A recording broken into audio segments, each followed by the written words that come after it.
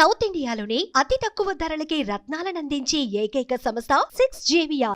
యావత్ ప్రపంచాన్ని గడగడలాడించిన విమాన ప్రమాద సంఘటనలో అందరూ కూడా అధికారులు, అనధికారులు, ఇతర దేశాలకు సంబంధించిన ప్రతినిధులు కూడా ఒకే ఒక్క అంశం కోసం ఎదురు చూస్తున్నారు. అదే బ్లాక్ బాక్స్.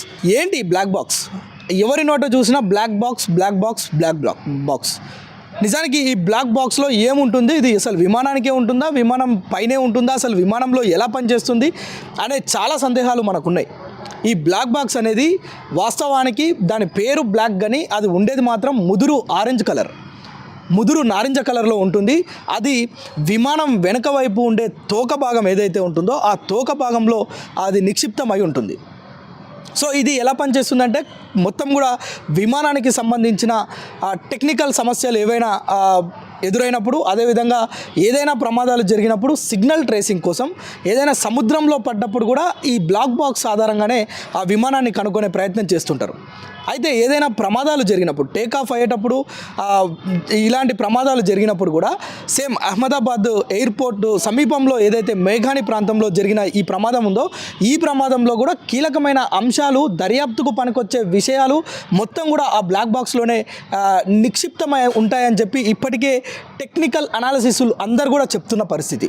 ఓవైపు ఎయిర్ ఇండియా సంస్థ, అదేవిధంగా భారత ప్రభుత్వం, అదేవిధంగా అమెరికన్ ఇంటెలిజెన్స్ ఏదైతే ఈ ఫ్లైట్స్కి సంబంధించిన యాక్సిడెంట్స్ ఏవైతే అయితాయో అప్పుడు పరిశీలన చేసే ఈ యొక్క బ్యూరోస్ అన్నీ కూడా కేవలం ఇప్పుడు బ్లాక్ బాక్స్ మీదనే ఆధారపడి ఉన్నాయి. ఎందుకంటే మనం చూసాం ఈ యొక్క అహ్మదాబాద్ సంఘటనకు సంబంధించి పక్షులు వచ్చి అడ్డం వస్తే ఈ యొక్క ప్రమాదం జరిగిందని, తర్వాత చెట్టుకు ఢీకొని కింద పడిపోయిందని, తర్వాత టెక్నికల్ సమస్యలు ఉన్నాయని, తర్వాత పైలట్కి సంబంధించి నిర్లక్ష్యం వహించారని, సిగ్నల్ కింద ప్రాపర్గా తీసుకోకుండా పైకి వెళ్ళడం వల్ల ఇది కొన్ని క్షణాల్లోనే, అంటే ఎగిరిన కొన్ని సెకండ్లే, దాదాపు 3 నిమిషాలంటే 180 సెకండ్లలోనే విమానం కూలిపోయి 250 మంది మృతి చెందడం అంటే ఇది నాట్ ఏ జోక్. అసలు దీన్ని మాట్లాడుకోవాలంటేనే మనం నిన్నటి నుంచి ప్రతి సెకండ్ టు సెకండ్ మనం ఏదైతే ప్రజలకు మనం అప్డేట్ ఇస్తున్నాం. అయితే ఇప్పుడు కీలకంగా మారిన ఒకే ఒక్క అంశం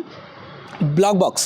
సో ఈ బ్లాక్ బాక్స్ మొత్తం కూడా ముదురు ఆరెంజ్ కలర్లో ఉంటుంది. దీన్ని ఏదైతే విమాన ప్రమాద దర్యాప్తు సంస్థలు ఉంటాయో ఆ సంస్థలకు సంబంధించిన ప్రతినిధులు దీన్ని సేకరించి ఇప్పటికే దానికోసం సెర్చ్ ఆపరేషన్ ప్రారంభించారు. ఏదైతే దర్యాప్తు సంస్థలు మొత్తం కూడా ఆ యొక్క విమానానికి సంబంధించిన ఆ శకటాలు మొత్తం కూడా తొలగిస్తూ డెడ్ బాడీస్ అన్నింటినీ కూడా ఆసుపత్రికి పంపిస్తూ వాటిని ఒకవైపు డిఎన్ఏ చేస్తూనే మరొక వైపు ఈ యొక్క ప్రమాదాన్ని ఎలా తెలుసుకోవాలనే డిఎన్ఏ పరీక్షలు కూడా అక్కడ చేస్తున్నారు. సో ప్రమాదానికి సంబంధించిన డిఎన్ఏ ఏంటంటే బ్లాక్ బాక్స్. ఈ బ్లాక్ బాక్స్ దొరికితేనే ఈ ప్రమాదం జరగడానికి గల కారణాలు ఏంటనేవి కొంతవరకు, అంటే ఒక 70% నుంచి 85% వరకు నిపుణులకు ఒక ఐడియా వచ్చే అవకాశం ఉంటుంది. సో అయితే ఈరోజు ఒక వీడియో వైరల్ అవుతుంది. ఒక ఆఫీసర్ ఒక DVR బాక్స్ను తీసుకెళ్తూ తనతో నేషనల్ మీడియా అడిగిన ప్రశ్నకు ఇది DVR, ఇది శకలాల కింద దొరికింది, దీన్ని తీసుకెళ్ళి మేము అధికారులకు అప్పచెప్తామని చెప్పాడు. అయితే DVR వేరు, బ్లాక్ బాక్స్ వేరు. ఇప్పటికీ బ్లాక్ బాక్స్ ఇంకా దొరకలేదు, కేవలం DVR మాత్రమే దొరికింది. ఆ DVRలో కూడా ఆ విమానం యొక్క సామర్థ్యం, ఎత్తు, అదేవిధంగా ప్రమాదానికి సంబంధించిన CC ఫుటేజ్లు ఈ DVRలో నిక్షిప్తమై ఉంటాయి.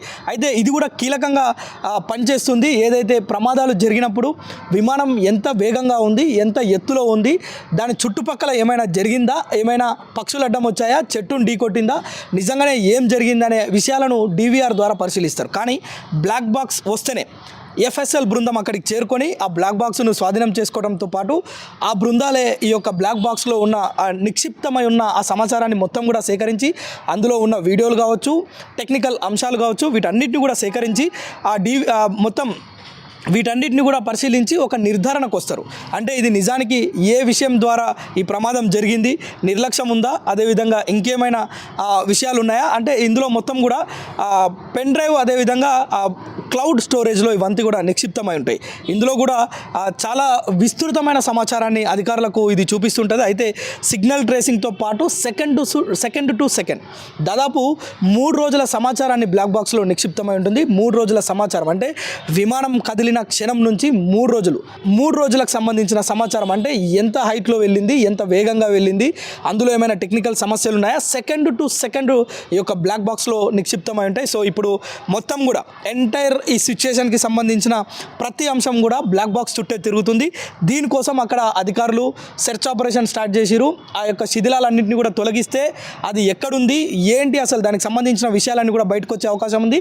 ఈ ప్రమాదానికి సంబంధించిన కీలకమైన అంశాలు కూడా అటు కేంద్ర ప్రభుత్వం కావచ్చు, ఇటు ఎయిర్ ఇండియా కావచ్చు, అదేవిధంగా విమానయాన సంస్థలు ఏవైతే దర్యాప్తు సంస్థలు ఉంటాయో ఇవన్నీ కూడా దేశానికి, ప్రపంచానికి సందేహాలను నివృత్తి చేసే అవకాశం అయితే ఉంటుంది.